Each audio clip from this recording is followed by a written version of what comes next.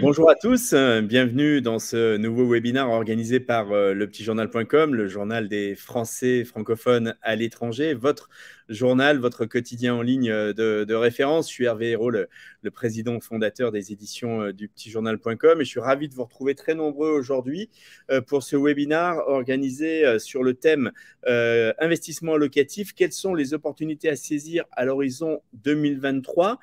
Nous sommes partis pour une heure de discussion et d'échange avec Manuel Ravier, qui est le cofondateur et le président d'investissementlocatif.com, qui est un entrepreneur, conférencier et investisseur en France depuis plus de 10 ans dans l'immobilier. Donc, il est là pour répondre à toutes vos questions. C'est un véritable expert. Donc, voilà, c'est le moment ou jamais de poser vos questions. Donc, il y a un petit onglet questions en bas à droite. Donc, c'est très simple. Il y a une petite cartouche poser une nouvelle question. Donc, je vais vous mettre un petit bonjour à tous. Hop, voilà, bonjour. Donc, déjà, faites-nous signe. Dites-nous un petit peu où vous êtes. Est-ce que vous êtes en Asie et c'est le soir? Est-ce que vous êtes sur le continent américain et est-ce que c'est le matin pour vous? Est-ce que vous êtes en Europe, en Afrique? Enfin, voilà, faites-nous un petit coucou, un petit signe. Ça nous montrera aussi que ça marche bien, même si l'outil marche toujours bien. Donc, signalez-vous, dites-nous un petit peu où vous êtes. Et puis après, évidemment, surtout, posez toutes vos questions pendant cette heure de webinaire. Je vous rappelle que le webinaire sera également disponible en replay quelques instants après la fin du webinaire. Vous recevrez un mail sur l'adresse à laquelle vous vous êtes inscrit pour assister. Et donc, si vous avez raté là, vous êtes au début, donc si vous ratez la fin parce que vous ne pouvez pas rester toute l'heure avec nous, pas de souci. Vous pourrez le revoir. Et puis, évidemment, vous pouvez aussi le faire savoir à vos collègues, amis qui ne se sont pas inscrits parce qu'ils ne le savaient pas, donc aux autres, vos voisins, collègues de bureau, etc. Donc, faites évidemment connaître ce webinaire. Il y aura également un article dans lepetitjournal.com dans les prochains jours. Allez, on a Marianne qui est en Grèce, Frédéric qui est à Delft, aux Pays-Bas, où il y a du soleil. Ça doit être très beau, Frédéric. C'est les beaux paysages de Vermeer, je crois, hein, Delft, les vues de Delft. Magnifique. Super. Allez, les internautes, utilisez le petit onglet questions. Faites-nous un petit coucou. Manuel, je vais te passer la parole en premier pour te présenter en quelques mots, puis nous présenter un petit peu investissement locatif. Et après, on rentrera un petit peu dans le vif du sujet. Avec plaisir. Donc, bonjour à tous. Merci déjà de prendre du temps, quelle que soit l'heure. J'espère que vous avez plus de soleil et plus de chaleur que nous à Paris. Donc, moi, je m'appelle Manuel, je suis basé à Paris. J'adore cette ville, même si, je vais vous mettre la présentation, même si en ce moment, Ouais. alors, Attends, comment je vas-y. bascule? Ouais, Ah oui, c'est bon. c'est ça. Ok, Voilà. c'est bon, j'ai réussi. Même si en ce moment, on manque un peu de chaleur et de soleil. Donc, très rapidement, moi, je suis diplômé en droit de l'immobilier et en droit des affaires. J'ai 10 ans d'expérience dans l'immobilier puisqu'on a commencé à créer cette entreprise pour accompagner les investisseurs fin 2011. Donc là, on a fêté nos 10 ans cette année en 2022. On a vraiment démarré l'activité en janvier 2012, donc ça fait un peu plus de 10 ans. Bonjour le Brésil. Je suis cofondateur avec mon associé Michael Zonta d'investissementlocatif.com et on a coécrit, pour ceux que ça pourrait intéresser, parfois pour se former pour quelques euros, sur Amazon, vous retrouverez ce livre, Vive l'immobilier et vive la rente. Donc ça, c'est une réédition. Je le montre en grand, Euh, là. ouais, un livre qu'on a coécrit avec mon associé Michael que vous voyez là. On a également fait énormément de vidéos sur YouTube. Je crois qu'on a 400 vidéos. On a arrêté il y a un petit moment, mais on a fait beaucoup de vidéos. On reprend là en ce moment pour aider les gens à investir, que ce soit par eux-mêmes ou à s'éduquer autour de l'investissement immobilier, de la fiscalité immobilière, etc. Investissement locatif, donc c'est la boîte qu'on a créée il y a 10 ans. On l'a créée de zéro. On a commencé à deux sur un coin de bureau. Aujourd'hui, on est plus de 200 collaborateurs. On a fait investir plus de 400 millions d'euros dans l'immobilier locatif en France. On a livré plutôt autour de 3000 opérations. Euh, Ah, attends. Ah, ça, on t'entend plus là, Manuel. Ouais, vas-y. Petit problème de connexion, apparemment. Ouais, on t'entend pas très bien là. Je sais pas si les autres internautes t'entendent, mais ouais, je crois qu'il y a un petit problème avec ta connexion. Alors, je vais meubler en attendant. Donc, effectivement, bonjour Philippe depuis le Brésil. Sybille est à Milan. Donc, faites-nous signe les internautes. Je pense que Manuel va pas tarder à revenir. Là, problème apparemment de connexion, de son. Je sais pas si vous. J'imagine que vous l'entendez pas bien. Ouais, il va se reconnecter. Je pense que c'est le mieux. Voilà, et il va revenir. Donc, Là, pour l'instant, on le voit toujours pas, on l'entend pas, mais ça va pas tarder. Donc, Je suis là. voilà, super. Bon, bah, très bien. Merci, Manuel, pardon, mais Désolé, je ne sais pas ce qui a ouais, raccroché. ça a planté, mais c'est pas grave. Allez, vas-y, reprends. Donc, je vous disais qu'on est présent dans une vingtaine de grandes villes en France, notamment les grandes villes françaises, et puis on travaille autour des grandes villes. Ça peut être Paris, on va travailler dans toute la région parisienne, on va même assez loin en seconde couronne. On va travailler sur Lille, sur Nantes, sur Bordeaux, sur Marseille, sur Nice, on fait la Côte d'Azur. On est présent également à Lyon avec notre équipe, à Grenoble, à Saint-Étienne, enfin dans pas mal de villes en France, donc il ne faut pas hésiter à nous solliciter. Et l'idée, en fait, c'est qu'à chaque fois, on propose des opérations clés en main. Donc, on va vous proposer de rechercher pour vous une bonne affaire et on va voir ce que c'est qu'une bonne affaire en 2022 puis surtout pour 2023. On va le voir ensemble dans cette conférence. Donc on va vous aider à trouver ces affaires, on va vous aider à les optimiser. Ça veut dire quoi? Ça veut dire améliorer le plan, rénover entièrement le logement. On prend une passoire thermique, on va en parler aussi des passoires thermiques. C'est un gros sujet 2023. On en fait un appartement qui répond aux nouvelles normes, donc qui est plus économe en énergie et surtout qui est louable, évidemment. Voilà, donc c'est notre savoir-faire de prendre à partir d'un budget que vous pouvez avoir, valider déjà avec votre banque, ou on peut vous aider à valider un budget avec un courtier ou avec une banque. À partir de là, on a un budget de travail, on définit ensemble votre projet et on lance les recherches pour vous. Une fois qu'on trouve l'opération, on vous présente tous les chiffres, les photos avant, on vous montre ce qu'on va faire avec le bien, et puis voilà, on va jusqu'à la livraison d'un bien entièrement rénové et à la location, gestion, si c'est votre souhait. Donc une prestation clé en main qui correspond à la fois à des résidents fiscaux français qui sont sur place et qui n'ont pas envie d'y accorder du temps ou qui n'ont pas la connaissance du secteur, et puis bien sûr à des non-résidents. On travaille avec le petit journal depuis, je crois, 6 ou 7 ans, Hervé. Oui, c'est ça, oui, absolument. Des années. Et voilà, on apprécie beaucoup les Français qui vivent aussi à l'étranger, parce que souvent, vous êtes aventurier, vous avez vu aussi d'autres choses. Et donc, c'est un vrai plaisir de vous aider à développer votre patrimoine. Alors, comment ça va s'organiser ce webinaire? On l'a défini avec un petit plan. Donc, je vais vous parler du marché de l'immobilier à l'horizon 2023, des opportunités à saisir, ville, type d'actifs, donc type de biens. On va rapidement passer sur la fiscalité et le financement, qui est un gros sujet, le financement aujourd'hui. Et on va voir comment réussir en 2023, justement, son investissement. Donc, quelles sont les grandes tendances à l'heure actuelle? On reste sur une tension assez forte de marché. Quand on regarde actuellement les prix en France, on est globalement sur une évolution des prix sur le mois de novembre, sur un an glissant à plus de 6% d'évolution. Donc, les prix continuent d'augmenter. À noter quand même qu'il y a quand même un ralentissement de la hausse. Et à noter également que ce n'est pas, c'est pas un marché homogène. Dans certaines villes, on va avoir plus de hausse que dans d'autres. Actuellement, si on prend le marché marseillais, on a des hausses qui sont assez fortes avec très très peu de biens disponibles sur des biens intéressants. À l'inverse, sur le marché parisien, c'est un petit peu différent. Il est un petit peu plus sinistré. On a un stock de biens qui augmente et on a un marché qui va stagner. Est-ce que ça veut dire qu'il ne faut pas investir aujourd'hui à Paris? Ce n'est pas mon analyse. Je continue d'investir. J'ai un bien à titre perso. Alors, je vous parle de mes investissements perso pour vous dire ce que je fais moi, parce que si je le fais, c'est que j'y crois.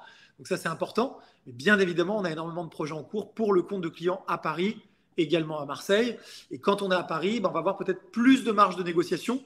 Et l'objectif, dans tous les cas, ça va être de vous faire acheter un bien décoté.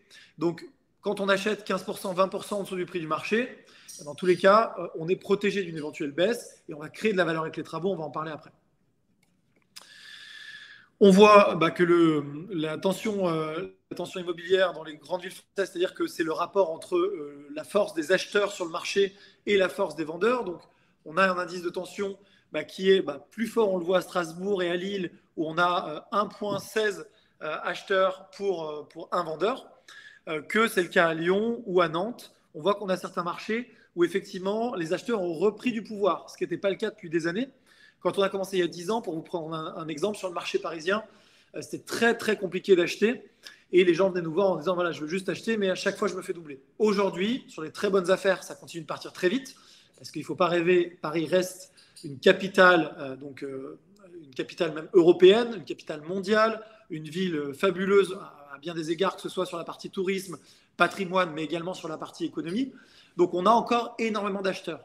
Néanmoins, comme on a un stock de biens qui augmente, sur les biens qui sont trop chers, avant peut-être que ça se vendait, aujourd'hui les délais de vente vont s'allonger et on va pouvoir soit négocier des biens qui sont sur le marché peut-être depuis longtemps, soit se positionner très rapidement sur les très bonnes affaires et ça n'a pas vraiment changé. Pourquoi est-ce qu'il faut aujourd'hui, en période d'inflation, donc déjà quel est le niveau d'inflation en Europe? On est au-delà de 10%, en France on est à 6,2. Alors on pourrait se dire qu'on a un très bon élève en France par rapport au reste de l'Europe ou au reste du monde sur l'inflation. En réalité c'est un petit peu biaisé, même complètement, puisque vous le savez, dans le panier calculé par l'INSEE pour l'inflation, on va avoir différentes choses, et notamment l'énergie qui pèse énormément. Or l'énergie en France est subventionnée actuellement, ce qui veut dire qu'en fait on a des plafonds sur le prix de l'électricité et du gaz.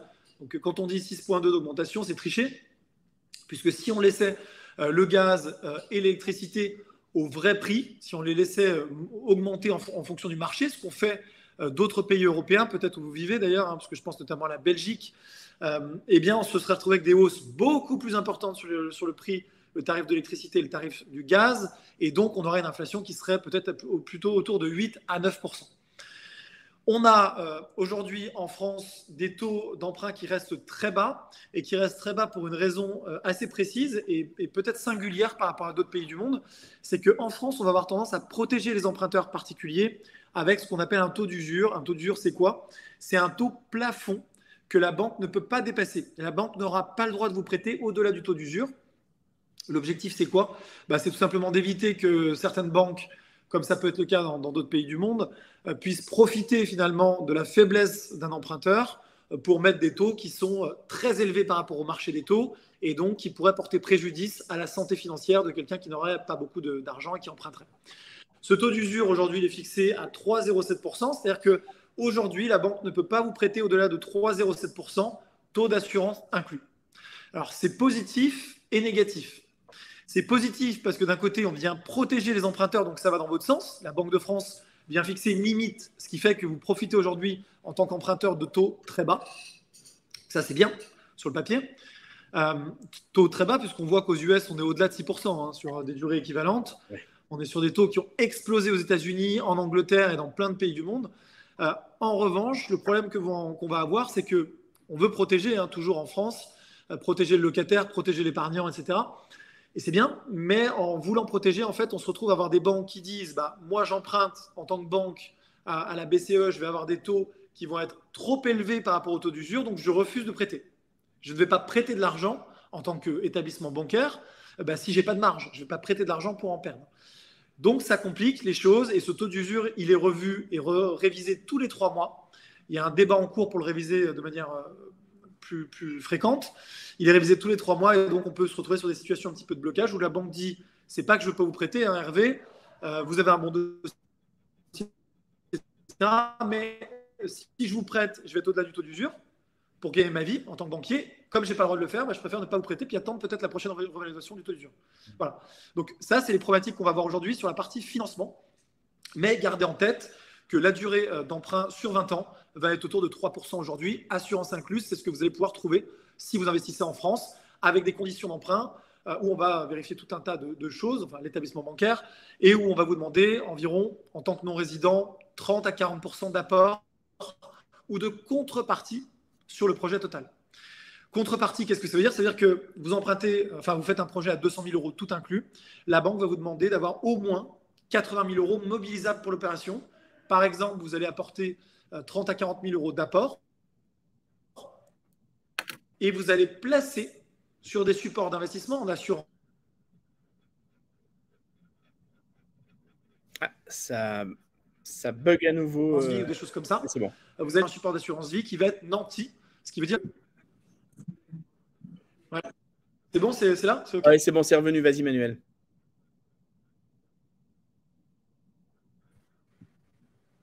Petit problème de connexion, apparemment. Je ne sais pas des internautes si... Ouais, ça saute un peu. Je sais pas. Bon, Manuel va revenir et poursuivre sa présentation. Donc, c'est une présentation, je pense, qu'il pourra partager. Oui, Marianne, il va pouvoir répéter. Ouais, je suis désolé, hein, je ne sais pas pourquoi ça saute, Manuel, mais bon, allez, je te laisse reprendre. OK, on m'entend? Oui. Ouais, je suis vraiment navré. C'est vrai que j'ai des problèmes de connexion Wi-Fi, je ne sais pas pourquoi. Donc, je vais poursuivre. Navré. Je vais essayer de ne pas trop couper à chaque fois. Au pire, je change d'ordi comme je l'ai fait là. Donc, oui, je disais, le sujet, c'est donc que vous allez emprunter et que la banque va vous demander de mobiliser de l'apport et ou de faire un mix entre de l'apport et du placement. Placement qui va être nanti, ce qui veut dire que vous investissez par exemple dans une assurance vie, donc ça va vous générer des intérêts et des revenus sur votre placement. En échange, la banque va prendre ses frais classiques sur son assurance vie. Et en plus, si vous refusez de payer votre prêt demain, ce qui évidemment ne sera pas le cas, la banque peut se servir sur l'assurance vie. C'est ce qu'on appelle un placement nanti. Vous ne pouvez pas retirer l'argent. Vous pouvez potentiellement changer de support, mais vous ne pouvez pas retirer l'argent. Je balaye un peu plein de sujets, puis je laisserai peut-être les questions aussi venir dans le chat sur les différents thèmes que j'aborde. On a un sujet de passoire thermique, c'est-à-dire qu'aujourd'hui, la loi a changé. Elle a changé il y a à peu près un an avec un début d'application de la loi sur ce qu'on appelle les passoires thermiques à partir de 2023, ce qui veut dire que tous les logements qui vont être mal isolés, qui vont consommer, pour lequel le locataire ou l'habitant va consommer trop d'énergie pour se loger, eh bien, ces logements-là vont devenir progressivement interdits à la location. En tout cas, c'est ce que dit la loi. Ça pose plein de questions. Dans la mise en application, on est dans un pays où on manque de logements et on parle d'énormément de logements qui sont concernés sur le parc locatif, puisque ça représente, selon les professionnels de l'immobilier, 7 millions de logements étalés sur la durée. Donc, pas à partir de 2023, mais 7 millions de logements qui sont concernés sur la durée. Ça pose une question, en fait. C'est dans un pays où on manque déjà de logements, est-ce qu'on va prendre les gens, les mettre dans la rue pour laisser des logements vides parce que c'est soi-disant des passoires thermiques alors que les gens peuvent y vivre et très décemment, hein, je ne parle pas de marchands de sommeil aujourd'hui. Voilà, il y a un débat, il y a un sujet. Ce qu'il faut que vous compreniez en tout cas en tant qu'investisseur, futur investisseur immobilier, c'est qu'il faut faire une mise aux normes tout simplement sur le logement. Ce n'est pas forcément hyper coûteux, ça dépend des logements. Et nous, ce qu'on va faire chez investissementlocatif.com, c'est qu'à chaque fois, systématiquement, dès le début du projet, on va vous dire ce logement, il est classé G, par exemple, donc il y a des lettres, un système de lettres. C'est donc une passoire thermique en l'état actuel, mais dans les travaux, dans l'enveloppe travaux de rénovation qu'on a prévu pour justement remettre à neuf ce logement, eh bien, on a de la mise aux normes énergétiques, on va isoler tel mur, on va mettre une VMCI gros B parce qu'on nous le demande, on va mettre du double vitrage. Avec cette isolation, on va passer de la lettre G à la lettre D, et là, vous n'aurez plus aucun problème. Et voilà, c'est comme ça qu'on fonctionne aujourd'hui. Donc voilà, juste pour finir, sur les passoires thermiques, ça peut être une opportunité, puisque pas mal de propriétaires qui n'ont peut-être pas envie de faire les travaux vont vendre des passoires thermiques actuelles. Et comme je le dis toujours, ce n'est pas un état définitif. Le bien qui est une passoire thermique aujourd'hui, si vous l'isolez, ça ne coûte pas forcément des milliards d'euros, hein, bien évidemment. Si vous l'isolez et que vous faites ce qu'il faut, ça devient un logement tout à fait louable et qui a une bonne note en fait. Donc, il faut que vous le voyez, vous, comme une opportunité d'acheter peut-être avec un pouvoir de négociation plus fort des logements aujourd'hui classés sur des mauvaises lettres, en vérifiant avant l'achat que vous allez être en mesure de réaliser les bons travaux. Donc, il faut vérifier qu'une entreprise de travaux, nous, on le fait pour vous, évidemment, et que vous allez pouvoir, demain, après les travaux, avoir une bonne lettre et être en mesure de louer ce logement. Est-ce qu'il y a des questions déjà par rapport à ces premiers points que j'ai abordés ? Alors, les internautes, je vous rappelle que vous avez le petit onglet questions en bas à droite avec poser une nouvelle question. Donc, n'hésitez pas et attendez pas, parce que la présentation de Manuel est très intéressante. On va continuer de la poursuivre, mais posez vos questions au fil de l'eau et de toute façon, on s'arrêtera pour y répondre et puis on répondra à toutes les questions, bien entendu, également sur la deuxième demi-heure. On a encore une bonne quarantaine de minutes ensemble. Par ailleurs, je pense que, Emmanuel, tu me dis si je me trompe, mais la presse, elle sera disponible de toute façon pour tous ces internautes. Oui, tout à fait. C'est l'idée. L'objectif, c'est de vous donner de la valeur, de répondre à vos questions et qu'à la fin, vous ayez appris des choses sur tout ce qui se passe sur le marché locatif en France et puis quelles sont les perspectives pour demain. Donc, ok, j'avance alors du coup s'il n'y a pas de... Alors, la question qu'on me pose souvent, c'est Emmanuel, est-ce que c'est plus intéressant d'investir dans des petites villes ou dans des grandes villes ? Ça fait partie des choses qu'on fait lors du premier rendez-vous avec nos clients. On essaye de découvrir déjà quels sont vos objectifs réels avec l'immobilier. Parfois, j'ai des clients qui vont me dire, Manuel, je suis expatrié depuis des années, j'ai beaucoup de cash qui dort, qui n'est pas rémunéré. On a aujourd'hui un sujet sur l'inflation, c'est-à-dire que le cash dont je dispose, si vous avez par exemple 100 000 euros de côté et qu'il n'est pas placé, qui ne rapporte pas votre pouvoir d'achat avec ces 100 000 euros à cause de l'inflation est grignoté chaque année. Donc la question, c'est comment on fait pour se protéger et placer intelligemment ? Placer intelligemment, c'est compliqué aujourd'hui parce que la bourse, on ne sait pas où on va. Les crypto-monnaies, on n'en parle même pas. Aujourd'hui, c'est une bérésina.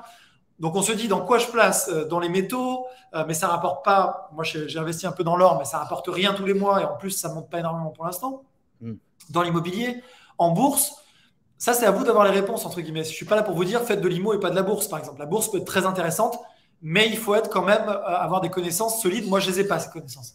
Ce que je sais, c'est que l'immobilier, si vous investissez, par exemple, avec de l'apport dans un bien qui génère des loyers, chaque mois, vous allez encaisser des loyers et puis vous allez avoir un bien immobilier qui va, sur la durée, voir sa valeur augmenter. C'est ce qui s'est toujours passé. Je ne vous dis pas que ça augmentera dans 1 an, 2 ans.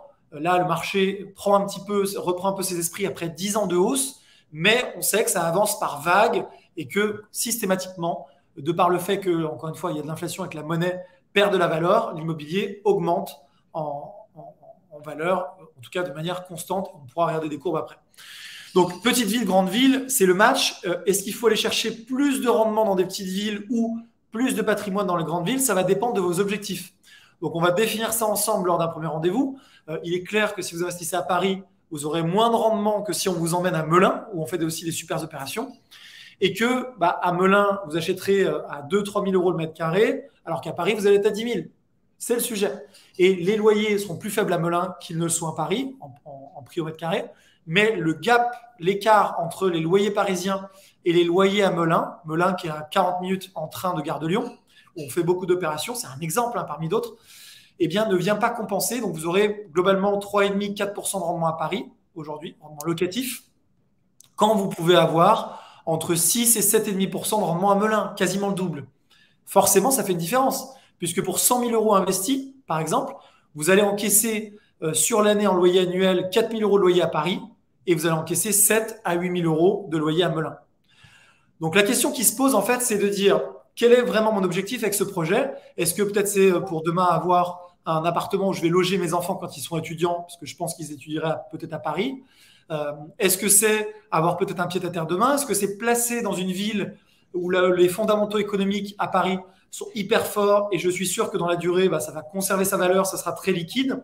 Ou est-ce que c'est plus avoir du rendement de manière à être positif sur mon opération après avoir payé mon crédit, de manière peut-être à avoir un complément de revenu, plus de rendement, à multiplier les opérations? Ça va dépendre des profils d'investisseurs et il n'y a pas de bonne ou de mauvaise réponse. Ce que je vous conseillerais en revanche dans les grandes ou dans les petites villes, c'est toujours d'être à proximité des transports. Si on va dans des petites villes, être hyper central pour toujours être sur des marchés liquides et ne pas vous faire aveugler par le rendement théorique en se disant je vais investir à Melun, je vais aller dans un mauvais endroit de Melun, dans une cité par exemple, ou dans un endroit qui est très peu central, très peu demandé, parce que le rendement théorique est élevé, alors qu'en réalité, demain, vous allez avoir peu de locataires, peu de demandes locatives et beaucoup de difficultés à revendre. Donc nous, c'est ce qu'on regarde chez Investissement Locatif. On va toujours choisir, même dans les petites villes, des endroits qui sont à proximité de grandes villes, qui sont bien desservis et où on est sûr d'avoir demain de la demande locative et que vous puissiez revendre facilement. Je vois que j'ai des questions, je vais y répondre. Ouais. Vas-y, je te laisse prendre. Ouais, je vais les prendre juste après. D'accord, vas-y. On va peut-être déjà répondre un petit peu aux questions. Quelques exemples de villes où on travaille qui sont très dynamiques, qui sont plus ou moins grandes. Nancy, qui est une ville de taille moyenne, mais qui pour autant est hyper dynamique. On voit qu'on a une tension immobilière qui est élevée. On voit qu'on a un taux de rentabilité net moyen où on est capable d'aller, alors c'est brut, c'est pas net, une petite coquille, on est capable de faire du 7-8% encore aujourd'hui sur de la colocation, donc c'est intéressant. On voit qu'on a un tissu économique, des entreprises, des étudiants. C'est ce qu'on va finalement valider à chaque fois, de manière à être sûr que vous puissiez avoir de la demande demain et, comme j'ai dit, un bien qui soit liquide. Exemple de projet réalisé pour un client à Nancy, un petit T3, donc 2 chambres de 46 mètres carrés, bien optimisé en termes de plan, qui va générer 7% de rentabilité brute, 160 000 euros investis.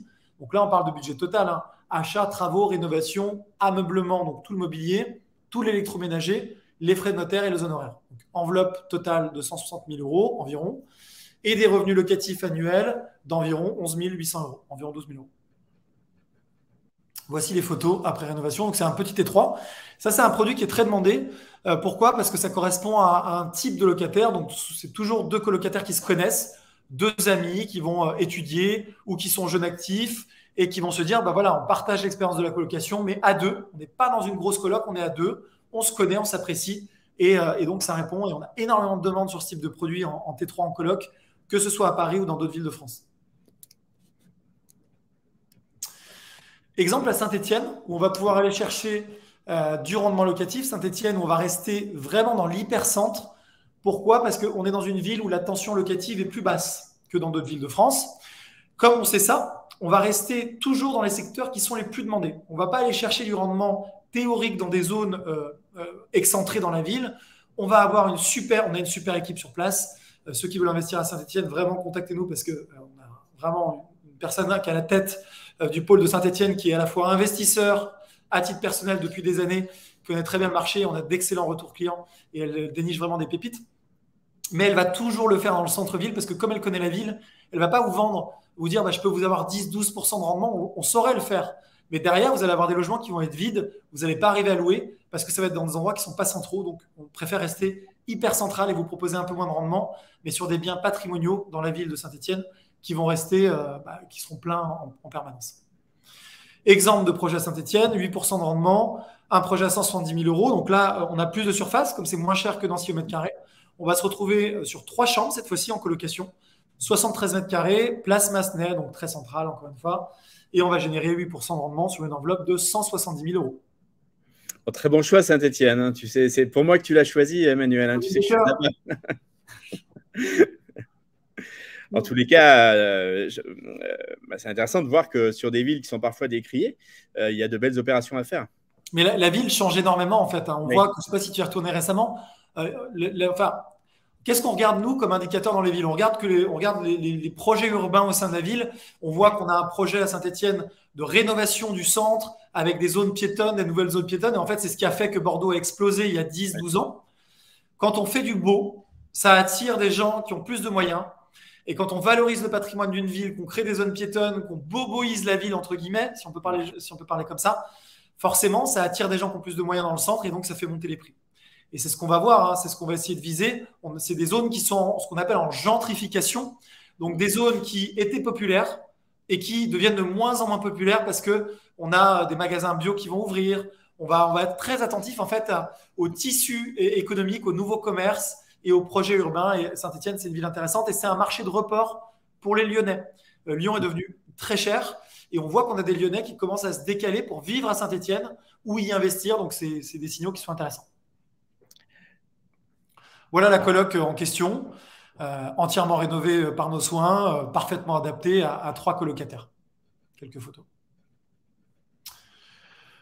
On a la ville de Lille où on fait beaucoup de projets, que ce soit dans Lille ou dans la communauté urbaine de Lille, avec des quartiers qui, par exemple, Oisem était un quartier très populaire. C'est plus du tout le cas. C'est un quartier qui s'est gentrifié et où ça devient compliqué. Même là, à Oisem, les rendements ont baissé parce que les prix ont monté. Hein, c'est mécanique. Et on voit que dans cette ville-là, on fait énormément de choses. On fait aussi beaucoup d'immeubles de rapport. C'est une demande qu'on a de la part de nos clients. Et on est capable de sortir de la ville et d'aller même en périphérie, à Tourcoing, Roubaix, où on a d'anciens bâtiments fabuleux, d'anciennes maisons de maîtres qu'on rénove et qu'on transforme en immeubles, qui sont déjà des immeubles qu'on transforme en immeubles de rapport, avec des rendements élevés. Et on reste, quand par exemple on va à Roubaix, toujours dans les meilleurs quartiers de Roubaix, soit hyper central, près de la place de la mairie, soit à proximité immédiate des transports, pour être sûr qu'on a de la tension locative sur ces biens-là. Exemple de projet à Lille, alors là, c'est un exemple de projet sur un studio, sur un peu plus de 100 000 euros. On a pu mettre des exemples de projets d'immeubles de rapport. On est un peu plus de 6% de rentabilité brute et ça donne ça.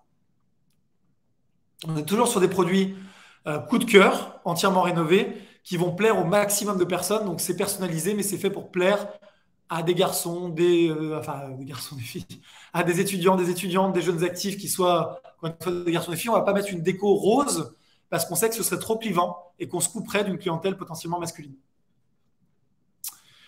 Alors, je vais peut-être déjà regarder un peu les questions qu'il y a. Donc, je pense que Sandra a demandé quelle ville. Je pense que tu as déjà donné 3 exemples. Alors, à moins que tu en aies d'autres en tête que tu veux y citer sans rentrer dans le détail. Oui, alors après, les villes, on est présent dans une vingtaine de villes et partout, on est capable de faire des bonnes affaires. Il n'y a pas une ville qui se distingue où je pourrais vous dire le ratio rendement-valorisation est incroyable. Je pense notamment à une ville où on fait des super projets, qui est une ville qu'on a ouverte cette année. On a vraiment une équipe géniale là-bas. Ça va être Vannes, en Bretagne. Je sais que ça plaît quand on connaît la ville. C'est juste incroyable. Le secteur, on est capable de faire des très beaux projets. Et c'est un secteur patrimonial et c'est aussi un secteur plaisir, puisque la Bretagne, les gens l'ont redécouverte depuis quelques années et on voit que les prix montent. Je pense à Marseille aussi, où on est positionné, nous, sur cette ville depuis 7 ans. On a vu la ville changer en 7 ans. Ça s'est accéléré avec le Covid. Beaucoup de Parisiens se sont déplacés pour aller chercher de la qualité de vie. Ça me fait un peu penser à ce qui s'est passé à New York, où en fait, pendant le Covid, les habitants se sont dit, on vit dans des villes qui sont géniales, New York, Paris, mais qui sont vraiment l'archétype même de la grande ville, qui va vite, c'est sale, enfin j'exagère un peu, mais surtout New York, qui reste une ville géniale, je ne le dis pas pour le critiquer, mais ça va vite, c'est sale, et en même temps, il y a une vie culturelle, une énergie fabuleuse. Forcément, quand tout est fermé pour cause Covid, c'est moins jojo. On se retrouve dans des petites surfaces, on n'a pas toujours le soleil. Voilà. Donc, beaucoup de gens sont partis de New York et on a beaucoup de clients qui ont fait ce mouvement à Miami, par exemple, pour chercher plus de soleil et une meilleure qualité de vie. Et on a aussi des Parisiens qui sont partis de Paris pour aller à Marseille ou dans d'autres villes de France et qui ont cherché plus de surface, peut-être une vie moins chère et peut-être plus de soleil. Donc, Marseille a augmenté, ça continue d'augmenter. C'est compliqué, le marché est tendu. On fait des super projets à Marseille. Je pense à la Côte d'Azur, évidemment. Nice, on arrive encore à avoir des rendements intéressants. Donc, moi, c'est une ville que j'apprécie beaucoup parce qu'on a, en plus d'être sur la Côte d'Azur, pour le côté saisonnier, on a vraiment un dynamisme économique sur Nice, des étudiants, des entreprises. Donc, ça, c'est intéressant. Voilà, j'ai parlé de Saint-Étienne, j'aurais pu parler de Grenoble, où on fait des choses super. Moi, c'est ma région d'origine en plus, donc j'apprécie beaucoup. On est entouré par les montagnes, on a un tissu économique à Grenoble. On a des entreprises de la tech avec ST Microélectronique et vraiment des entreprises à la pointe au niveau mondial, donc c'est intéressant. J'ai parlé de Lille, je pourrais vous parler de beaucoup de villes. On a la chance d'avoir plein de villes qui ont des identités différentes en France. Et nous, notre job, en fait, par rapport à ce que vous aimez, c'est de vous dire, les zones patrimoniales, c'est celle-ci, les zones rentables, c'est celle-là. Et à partir de là, on est capable d'arbitrer en fonction de vos villes de préférence. Et si vous me dites, Manuel, moi, ce que je veux, c'est de la renta, j'ai pas de ville de préférence, et on ouvrira les recherches avec nos chasseurs immobiliers sur plusieurs villes qui correspondent à votre stratégie d'investissement. Et puis, on vous sourcera les meilleures opportunités en fonction des villes.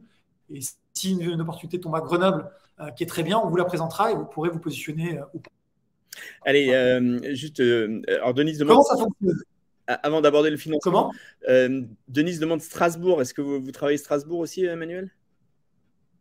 Alors Strasbourg, c'est une ville qui est super. C'est une ville qu'on ne travaille pas, en toute franchise. On l'a jamais travaillé. On a essayé il y a plusieurs années. C'est une ville qui est plutôt patrimoniale et les rendements sont faibles. Et donc, on n'a jamais eu énormément de demandes à Strasbourg du fait justement, même si la ville est super, encore une fois, c'est pas critique, mais du fait que les rendements sont plutôt faibles par rapport à la taille de la ville parce que les prix immobiliers sont chers.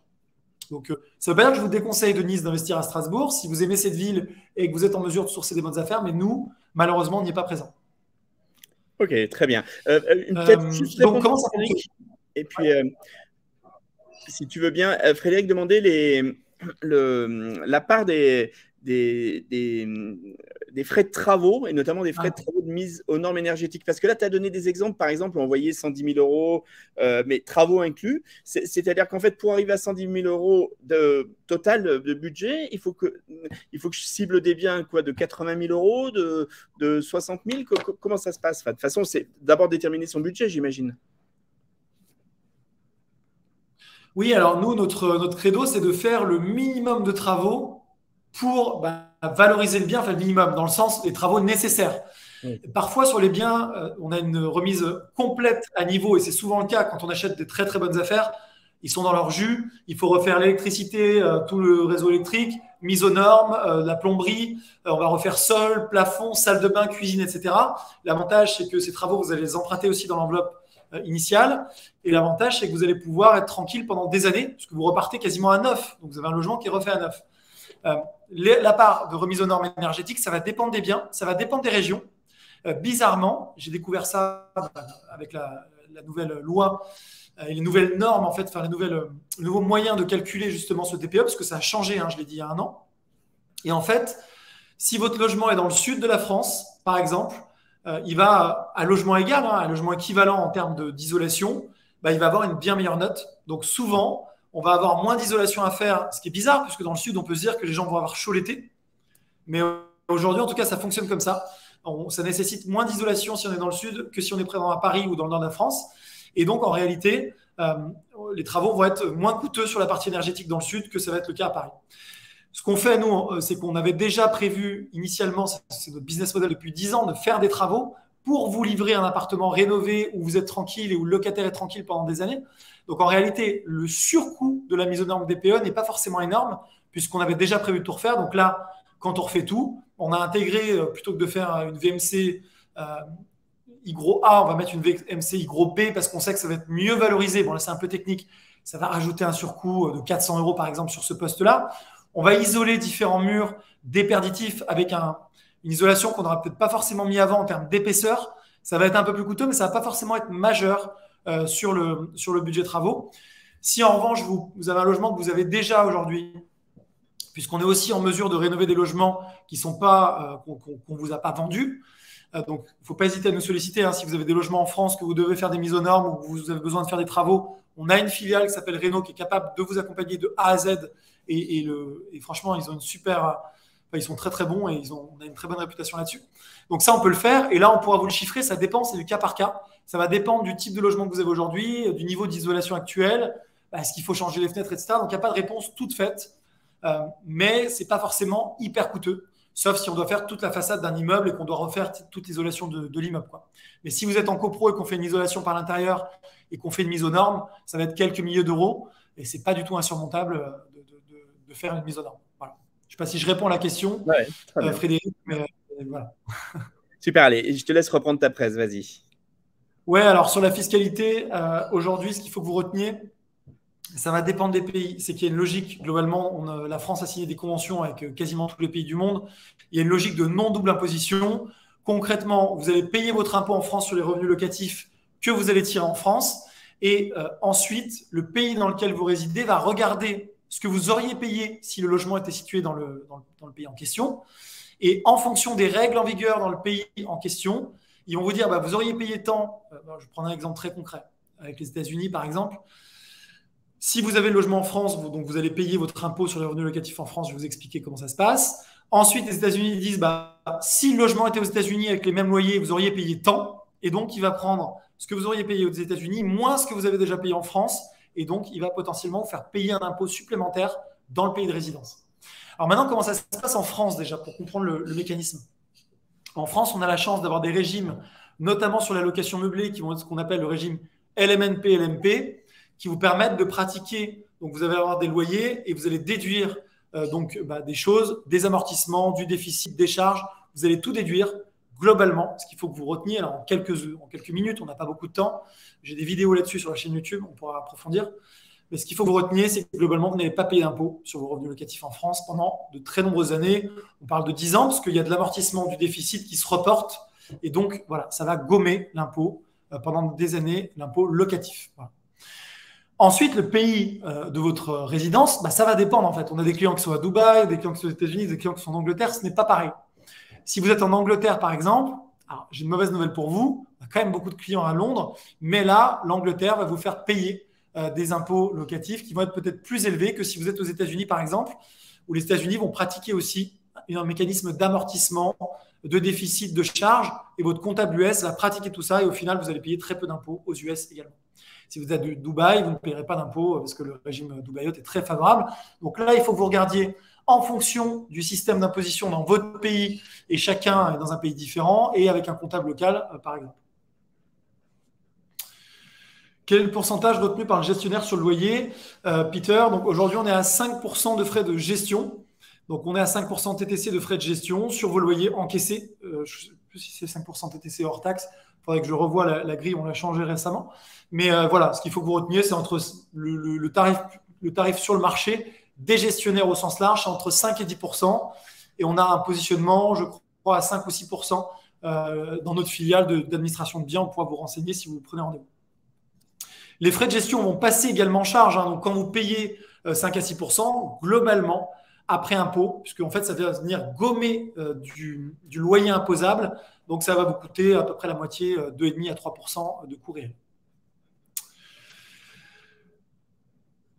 Comment aujourd'hui réussir un investissement locatif? Est-ce qu'il faut encore investir? C'est une question qu'on me pose souvent, Manuel. Est-ce que toi, tu investis encore? Où investir? Est-ce qu'il faut le faire alors que les taux ont augmenté? Les taux d'emprunt sont hyper élevés. Voilà ce qu'on me dit. Aujourd'hui, on me dit les taux d'emprunt sont hyper élevés. T'imagines, on est à 3% alors qu'on était à 1% il y a 1 an ou 2 ans. Donc, les gens me disent qu'est-ce que je fais? Est-ce que j'attends? Est-ce que j'investis, etc. Alors, je ne suis pas impartial puisque je propose un service pour aider les gens à investir. Je tiens quand même à faire un disclaimer là-dessus. Donc, je vais quand même essayer, parce que je suis quelqu'un d'honnête, même si on ne se connaît pas, de vous donner mon avis et puis de vous dire ce que je fais moi. Aujourd'hui, 3%, ça reste hyper favorable. Quand on est à 6,5% aux US sur les mêmes durées, on comprend que 3%, c'est hyper faible en taux d'emprunt. On est sur, ça c'est factuel, hein, c'est pas moi qui le dis, vous pouvez vous renseigner. On est à 4,5-5 en Angleterre, par exemple, 3% en France. On est encore sur des taux au plus bas au niveau mondial, des taux d'emprunt, donc sur les intérêts pratiqués par les banques. Donc là, déjà, on voit qu'il y a quelque chose de très intéressant. Sur la fiscalité, pareil, on est hyper compétitif. Si vous choisissez les bons régimes, SILIS ou LMNP, LMP, vous allez ne pas payer d'impôt sur les loyers, ça n'existe quasiment nulle part. Donc déjà, ça aussi, c'est très favorable. Ensuite, sur le marché immobilier, on voit, et là, il faut avoir les yeux quand même ouverts, c'est plus compliqué d'emprunter, donc on a un stock qui augmente. Nous, ce qu'on constate, c'est que les gens veulent investir encore beaucoup, ils nous contactent énormément. Donc là-dessus, on n'a pas vraiment de baisse sur les demandes. En revanche, comme les banques, c'est plus compliqué, mais il faut mieux étudier les dossiers en amont de financement. Et il y a des gens qui pouvaient emprunter avant, qui voulaient investir, qui pouvaient le faire avant, peut-être aujourd'hui ne pourront pas investir sur les mêmes niveaux en tout cas. Et donc, ça vient gripper un petit peu le marché, d'où l'augmentation des offres, par exemple, dans une ville comme Paris. Aujourd'hui, les prix ne dévissent pas. C'est en tout cas ce qu'on constate aujourd'hui au moment où je fais le webinaire. On voit qu'on a une augmentation du stock à Paris. On voit qu'on a toujours beaucoup d'appétence de la part d'acheteurs, mais que comme les prix sont élevés, que le taux monte, ça grippe un petit peu. Les vendeurs ne veulent pas encore baisser. Est-ce que demain, les vendeurs vont baisser légèrement leur prix à Paris où on a plus de stock? Potentiellement. Dans quelle mesure, la question elle est vraiment là? Dans quelle mesure il faut attendre pour saisir une baisse de marché de 5%, 10% peut-être, alors qu'à ce moment-là, les taux seront probablement encore plus élevés qu'aujourd'hui et on aura peut-être un taux à 5%. Moi, mon analyse et mon avis personnel, parce que je continue à investir, hein, je viens de me positionner, je viens d'acheter avec mon associé un immeuble à Argenteuil autour d'1 million d'euros qu'on a signé en acte il y a un mois. On vient de se positionner sur 2 nouveaux immeubles en région parisienne, en essayant de saisir bien évidemment, comme d'habitude, des immeubles rentables. On a 7,5% de rendement, ce qui veut dire qu'on va être au-delà d'autofinancement avec de l'apport. Moi, mon analyse d'investisseur, c'est j'achète un immeuble 700, 800 000 euros autofinancé. Bon, je mets de l'apport autofinancé. Qu'est-ce que j'ai de mieux aujourd'hui comme placement pour développer mon patrimoine? La vraie question que vous devez vous poser, à mon sens, elle est là. Si vous me dites, je sais faire de la bourse, je sais avoir des super bons rendements en bourse, en mettant un apport, après ça s'autopaye et je me retrouve avec un patrimoine de 700 000 euros dans 20 ans, si vous savez faire ça, ou même peut-être plus avec l'augmentation des prix, peut-être faites de la bourse. Moi, encore une fois, j'ai pas de dogme sur l'immobilier. Mais néanmoins, l'immobilier, le risque, selon moi, est contenu. Même si ça baissait, mon calcul d'investisseur, si ça baissait de 5-10% sur mon immeuble que j'ai acheté 700 000, les loyers vont continuer de monter. Puisqu'on le voit, hein, les gens qui sont exclus de l'achat, il y a encore plus de tension locative sur ces marchés-là. Il y a encore plus de demandes locatives et les loyers augmentent. Donc en vérité, j'emprunte à taux fixe. Même s'il y a une baisse de marché, j'ai encaissé tous les ans mes loyers. Quand j'ai 7% de rendement, ça veut dire qu'à la fin de la première année, même si mon bien avait baissé de 7%, je serai à l'équilibre, puisque j'ai encaissé des loyers en fait. Voilà, donc moi, mon calcul d'investisseur, c'est les taux sont encore bas, j'en profite et je continue de faire ce que je sais faire, acheter avec des cotes, des biens qui sont rentables. Bien évidemment, il faut bien acheter encore plus dans des périodes comme ça. Et je vais développer mon parc immobilier parce que je sais que ça va reprendre. L'immobilier est cyclique et quand ça va reprendre, ces biens-là, je les aurai et je pourrai continuer de les rentabiliser. Donc, on voit aujourd'hui qu'un des gros avantages de l'immobilier par rapport à d'autres supports, c'est l'effet de levier. C'est-à-dire que je vous parle d'un rendement de 6-7%, mais c'est le rendement sur le bien. Le rendement sur votre apport, il est beaucoup plus élevé, puisqu'en vérité, vous n'avez apporté que, les banques vous demandent de l'apport en tant que non-résident, mais vous n'avez apporté par exemple que 35%. Donc, vous apportez 50 000 et vous touchez un rendement locatif sur 150 000. Vous allez payer des intérêts, donc ça c'est la contrepartie. Mais le rendement locatif que vous allez toucher de 7%, il n'est pas sur les 50 000 euros que vous avez placés. Il est bien sur les 50 plus que vous prête la banque. Donc, il est bien sur les 150 000 euros. Donc, même quand on vient retraiter les intérêts bancaires, j'ai fait des démonstrations là-dessus dans d'autres vidéos, j'aurais peut-être pu le faire d'ailleurs aujourd'hui. Avec les forces de frottement des intérêts bancaires, vous allez quand même avoir un rendement qui ne sera pas de 7, mais qui sera de environ 16-17% sur l'argent investi. 16-17% sur vos 50 000 euros investis de rendement annuel. Donc, ce n'est pas de rendement locatif, c'est de rendement sur l'argent investi grâce à l'effet de levier de la banque sur un support sécurisé dans une période de crise. Bon, avec une revalorisation possible. Non, mais c'est pour moi, l'immobilier, j'en suis convaincu. Hein, c'est en même temps, j'en mange matin, midi et soir depuis 10 ans. J'ai envie de vous dire heureusement. Mais on voit que ça reste un support, même dans des périodes un peu troubles comme la période actuelle, qui sont peut-être même encore plus intéressantes parce qu'on a un actif et que les gens ont toujours besoin de se loger demain. Nous, ce qu'on est en mesure de faire pour vous, je l'ai dit, je vais après prendre toutes vos questions. Ce qu'on est en mesure de faire pour vous, c'est vraiment de vous aider donc, sur la recherche du bien, sur même la partie financement. On peut vous mettre en relation avec les bonnes personnes, vous aider à étudier ça, parce que c'est un vrai sujet aujourd'hui. Bien évidemment, sur la partie travaux. Et je l'ai dit, même si vous avez déjà des biens en France, n'hésitez pas à nous solliciter. Je vous mettrai en lien avec Renault, notre filiale qui fait ça. Et on a des super retours. On peut vous aider à restructurer des biens que vous avez qui sont peut-être pas très rentables aujourd'hui. On va vous aider à faire les travaux, les mettre aux normes énergétiques, les décorer pour pouvoir les louer plus cher et que vous puissiez les rentabiliser. Et on va, derrière, ce qu'on appelait marketing du bien, mettre en valeur vos biens avec des visites virtuelles, des photos professionnelles pour pouvoir les louer et optimiser les loyers pour que vous puissiez rentabiliser au maximum vos opérations locatives. Voilà, j'ai fini la presse, je vais prendre vos questions. Tout démarre par un rendez-vous gratuit, ça ne vous engage à rien. On parle de votre situation, on essaie de comprendre ce que vous êtes en mesure de faire financièrement en étudiant votre capacité d'endettement, ce que vous souhaitez faire en termes de projet. Donc, prenez rendez-vous avec mon équipe. Je vous le dis, ça ne vous engage à rien. Un rendez-vous de 30 minutes. Et au pire, vous aurez pris de l'info et vous saurez ce qu'il est possible de faire. Et au mieux, je le souhaite, je vous le souhaite et je nous le souhaite, on travaillera ensemble pour vous développer un patrimoine rentable. Voilà, j'ai fini cette présentation. Je vais repasser. Ouais, merci Manuel. Effectivement, je te laisse prendre les questions dans le fil. Oui. Je vais juste vous mettre le lien de la prise de rendez-vous également. Vous puissiez, pour ceux qui veulent, hop. Je vais enlever le QR code. Alors, voilà, je vous mets le lien du site, prise de rendez-vous, si vous souhaitez, comme ça je vais pouvoir remettre la vidéo, c'est un peu mieux. Parfait, voilà, super. Allez, je te laisse répondre. Et Frédéric qui parle il y a deux questions sur l'imposition. Celle de Frédéric qui parle de l'imposition sur la plus-value qui affecte le rendement. Donc, est-ce que peut-être tu peux nous apporter des précisions ? Bien sûr. Donc, moi, là, le rendement dont je parlais, il est hors plus-value. C'est-à-dire que la plus-value va venir en plus. C'est-à-dire que si vous faites une plus-value, effectivement, l'État va vous prendre une partie. Ça, c'est un fait. Mais je préfère qu'ils me prennent 25, 30. Alors, ça dépend de la durée de détention. Vous avez tout à fait raison. Je préfère qu'ils me prennent 30% d'une plus-value que de ne pas avoir de plus-value. Bon. Jusque-là, ça, c'est assez raisonnable ce que je dis, même si, bien évidemment, je suis comme tout le monde. Je préfère optimiser, payer le moins d'impôts possible. Cette plus-value, elle n'est pas intégrée dans le rendement. Quand je vous parle d'un rendement de 16-17%, grâce à l'effet de levier sur un rendement locatif initial de 7%, par exemple, j'ai fait quoi? J'ai fait 7% de rendement locatif du bien multiplié par 3 parce qu'on a un effet de levier x3, parce que j'apporte un tiers. Je me trouve à 21% de rendement sur mon argent investi et je retraite les intérêts d'emprunt, puisqu'il y a des intérêts d'emprunt qui viennent en perte, entre guillemets, sur mes loyers encaissés, puisque ça, c'est perdu, c'est le coût de l'argent. Et si j'ai un taux d'emprunt à 3, ça va me faire baisser de 21% de rendement sur mon argent investi à 16%. Ce rendement-là, il est uniquement sur les loyers encaissés. Je le redis, Frédéric, il est hors plus-value. Bien évidemment, si mon bien augmente, comme ça a été le cas sur les dernières années, mais je n'ai pas de boule de cristal, mais je pense, c'est toujours comme ça, on va repartir dans tous les cas dans un cycle de hausse, eh bien, on va se retrouver avec des rendements qui seront supérieurs à 16% sur l'argent investi, grâce à la réintégration de la plus-value.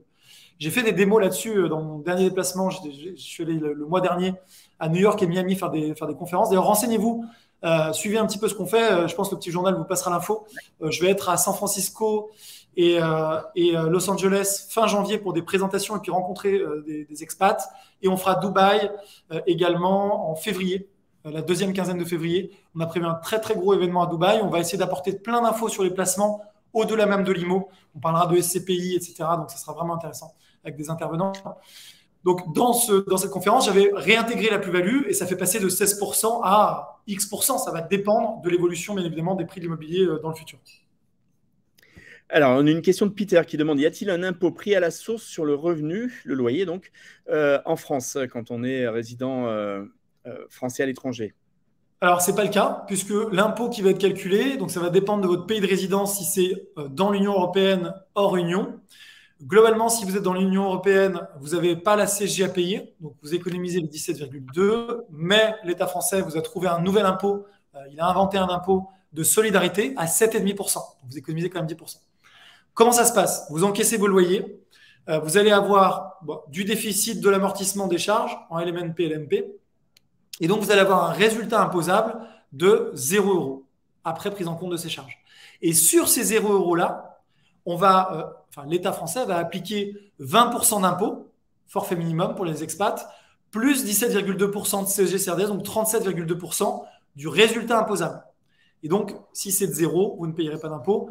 Et je vous l'ai dit, grâce à l'amortissement au déficit pendant environ 10 ans, sur une opération à 6%, 6-7%, vous n'allez pas payer d'impôts. Et après, ça va augmenter petit à petit parce que vous allez avoir encore des amortissements qui vont continuer et qui vont se poursuivre. Donc, ça vous passez pas de 0 € à 37% d'impôts. C'est pas du tout ça. Vous allez avoir ensuite toujours le même barème, 37% d'impôts si vous êtes hors UE, qui vont s'appliquer sur le résultat imposable. Après, toujours déduction des charges. Il y aura toujours des charges de copro, taxes foncières, tout se déduit du loyer encaissé. Et après, application des amortissements. Le bien s'amortit sur 25 ans, les travaux s'amortissent sur 20 ans, etc. Donc, vous allez avoir pendant de nombreuses années des choses à déduire. Si vous faites un nouveau projet pendant cette durée-là, ça va venir se compenser et s'appliquer sur la même poche. Ça fait une poche de loyer et une poche de déficit, amortissement, etc. Voilà comment ça fonctionne. Très bien, allez les internautes, posez vos questions. Il reste encore une dizaine de minutes. On a la chance d'avoir Manuel encore tout ce temps-là avec le petit onglet « Poser une nouvelle question ». Moi, j'ai une question, Manuel, c'est par rapport à l'accès au crédit, au financement. Je sais que pour nos Français qui sont à l'étranger, c'est parfois un petit peu compliqué de convaincre les banques. Comment est-ce qu'on peut mettre toutes ces chances de son côté? Est-ce que vous accompagnez, par exemple, vos clients sur ce terrain-là? Est-ce que je peux sur quel terrain? Excuse-moi, j'ai pas. Pour obtenir un crédit, en fait, quand on est résident fiscal à l'étranger. C'est un vrai sujet. Donc, nous, on a des gens en interne, des salariés, mais on ne facture pas là-dessus. On a des gens en interne, mais après, on repasse la main. En fait, on est là pour vous aiguiller vers soit des courtiers spécialisés, parce que c'est quand même vraiment compliqué, c'est un vrai métier, soit vers des banques. Donc, on essaye de vous aider. Oui, on vous aide. Et on suit tout au long du process également, après compromis, l'obtention du financement. On vous aide à faire avancer toutes ces démarches. Absolument. Et il faut prévoir quoi? Un apport de 35%, c'est ça? 35% minimum. Alors, comme je l'ai dit, ce n'est pas forcément que de l'apport, mais il faut pouvoir les mobiliser en tout cas. Oui. Donc, voilà.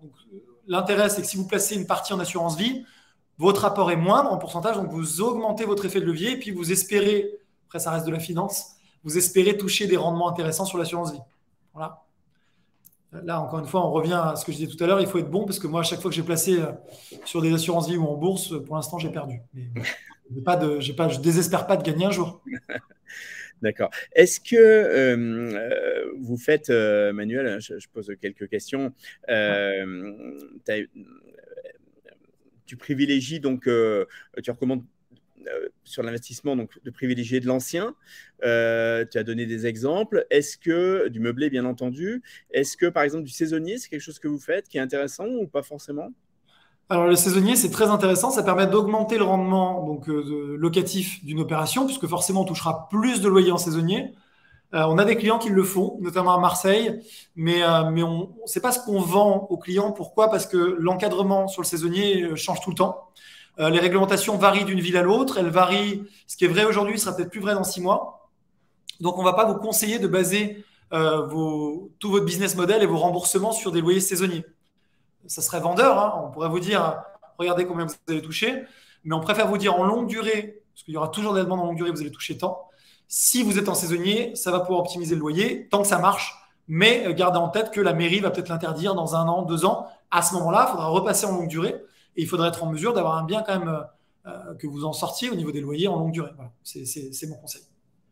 Est-ce qu'il y a des changements réglementaires qui s'annoncent pour 2023 qui vont impacter justement l'immobilier? Je pense notamment par exemple les encadrements de loyer. Est-ce que c'est quelque chose dont on reparle ou enfin qui existe d'ailleurs, hein? Oui, voilà. Donc les encadrements de loyer, on vit avec depuis 2014 à Paris. Oui. Ce n'est pas quelque chose de nouveau, ça fait déjà 8 ans. Je ne me rendais pas compte que ça faisait aussi longtemps à Paris et ça s'est déployé récemment dans d'autres villes de France. Et là, le dernier sujet, c'est de le mettre à Marseille. Globalement, on s'attend à ce que toutes les villes soient encadrées à terme, hein. Il n'y a pas trop de sujets là-dessus. Comment on fait? Comme on a des logements qui sont mieux équipés que la norme, on va appliquer des compléments de loyer. Le complément de loyer, finalement, on est obligé de l'écrire dans le bail, de l'écrire dans l'annonce. Et si on fait ça, on respecte la loi. Et à partir de là, on peut avoir éventuellement des contestations, mais elles sont très, très peu fréquentes. On a eu le cas, je crois, 3 fois en des milliers de locations. Et si le locataire décide de le contester, bah, il va aller en commission de conciliation qui va là se prononcer. Et en fait, on se rend compte qu'on est sur des logements meublés. Le locataire ensuite s'en va. Ça nous est arrivé 2 fois que le propriétaire soit obligé de rendre 1 000 €, ce qui était vraiment neutre. Et il a remis en location avec un complément. Et donc, il a touché son bon rendement. Si vous respectez l'encadrement dans le sens plancher des loyers, bah, votre rendement n'est pas attractif, ce qui fait que les investisseurs mettent tous des compléments de loyer. Aujourd'hui, l'État en a conscience et laisse les gens s'engouffrer dans cette brèche parce qu'on a un besoin en France d'avoir des gens qui rénovent ce parc locatif. Et pour rénover, il faut investir. Et pour investir et refaire des logements qui vont être qualitatifs pour les locataires et qui vont être mis sur le marché, il faut qu'il y ait des gens qui investissent et l'État en a conscience. On a besoin d'investisseurs sur le marché. Investisseur, c'est pas… En France, l'argent est tabou. Investisseur locatif, c'est parfois presque un gros mot, entre guillemets. Mais on a quand même une prise de conscience. Et même au niveau de l'État, on a une prise de conscience où on a besoin de ces bailleurs qui vont aider et qui ont un vrai rôle à jouer dans la rénovation du parc français. Donc nous, nos clients sont fiers parce qu'on prend des logements qui sont en mauvais état, on les rénove de manière à faire des logements qui sont qualitatifs pour les locataires. Donc il y a un angle social, même si bien sûr le loyer n'est pas donné, dans le sens où il faut payer un crédit derrière. Voilà. Mais on participe à l'augmentation de l'offre locative. Très bien, allez, on aborde les toutes dernières minutes. Là, si vous avez une question, les internautes, c'est le moment. Moi, j'ai une question peut-être, Manuel. C'est pour que nos internautes comprennent bien. Nos internautes qui sont à l'étranger, là, ils peuvent réaliser un investissement avec vous sans avoir à se déplacer nullement. C'est-à-dire, je sais pas, je suis à Bangkok, à Sao Paulo, tout se fait à distance. Est-ce que tu peux nous redonner un petit peu les étapes et puis qu'on comprenne un petit peu cet environnement, puisque si je comprends bien, ça va même jusqu'à la signature chez le notaire, jusqu'à les clés, enfin, vous vous occupez de tout. On a des clients même jusqu'en Nouvelle-Zélande avec des très très forts décalages horaires et qui investissent en France encore une fois, sans jamais se déplacer, sans jamais rien faire.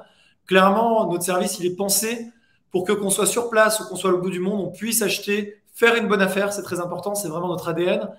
Faire des travaux de qualité sans avoir à les gérer. Donc, on reçoit des rapports de chantier sur son application, on reçoit les propositions, donc soit sur ordinateur, soit sur une application mobile qu'on a développée depuis des années.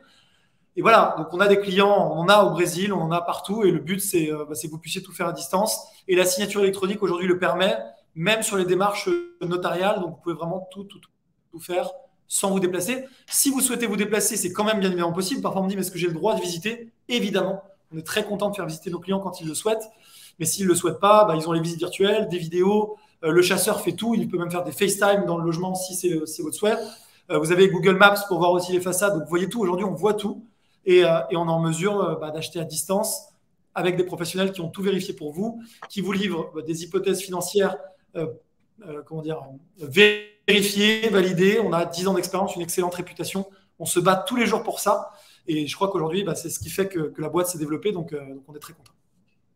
Super, très bien. On va arriver peut-être à la conclusion de ce webinaire. Je ne vois pas d'autres questions pour le moment. Manuel, peut-être nous redonner quelques indicateurs, pas quelques indicateurs, mais pourquoi tu penses que c'est vraiment, tu l'as déjà dit en introduction, mais peut-être rappeler à nos internautes vraiment en quoi c'est le bon moment finalement pour investir, pour réaliser un investissement locatif en ce moment, alors que ça semblera un petit peu contre-intuitif. Non, c'est pas que c'est le bon moment. En fait, c'est toujours le bon moment. En fait, mon message, il est là. Pourquoi c'est toujours le bon moment? Parce que aujourd'hui, on va pouvoir saisir des opportunités sur le marché, on va pouvoir négocier, on va pouvoir saisir des passoires thermiques, on va pouvoir profiter encore des taux qui sont encore très bas à 3%, même si c'est plus haut qu'il y a 2 ans, mais ça sera encore plus haut dans 2 ans ou dans 1 an. Donc, il faut y aller avant la hausse des taux. Moi, à mon avis, c'est mon message. Et puis, se dire qu'en plus, c'est des investissements qui se font sur des durées longues et que vous allez encaisser vos loyers chaque année qui passe et vous enrichir avec ça. Donc, ce qui compte, en tout cas, c'est d'être sûr que vous êtes dans une zone où la demande locative sera bien présente pour avoir un logement plein, encaisser et rentabiliser le logement. Et vous allez vous enrichir dans la durée. Il n'y a aucun sujet. Tous les gens qui s'enrichissent le font avec l'immobilier, que ce soit les milliardaires ou d'autres. Ils investissent dans l'immobilier parce qu'ils ont compris qu'on emprunte, on investit avec l'argent de la banque et on touche et on rembourse avec l'argent du locataire. C'est juste magnifique. Donc, moi, c'est ce que je fais à titre perso. Je continue de le faire et je vous encourage vraiment, avec nous ou tout seul, à passer à l'action. Parce que je vous garantis que quand on regarde après, 3 ans, 4 ans, 5 ans, 10 ans après, l'argent qu'on a déjà remboursé sur le crédit, les évolutions de marché Et les loyers qu'on a encaissés, on se félicite de ça et on se sent, en tout cas financièrement, plus solide quand on a de l'immobilier que quand on n'en a pas. Voilà mon message. Si vous souhaitez avoir plus d'infos, contactez-nous. On sera très heureux de vous aider. Voilà.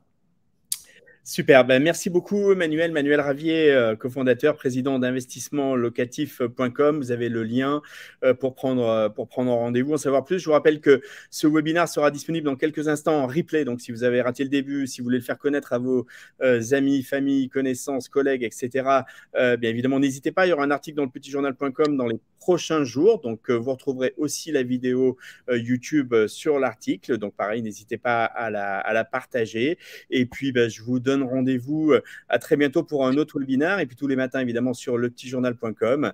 Je vous souhaite une bonne journée, une bonne soirée selon où vous êtes. À très bientôt. Merci Manuel. À très bientôt tout le monde. Au revoir. Merci à tous. À bientôt. Au revoir.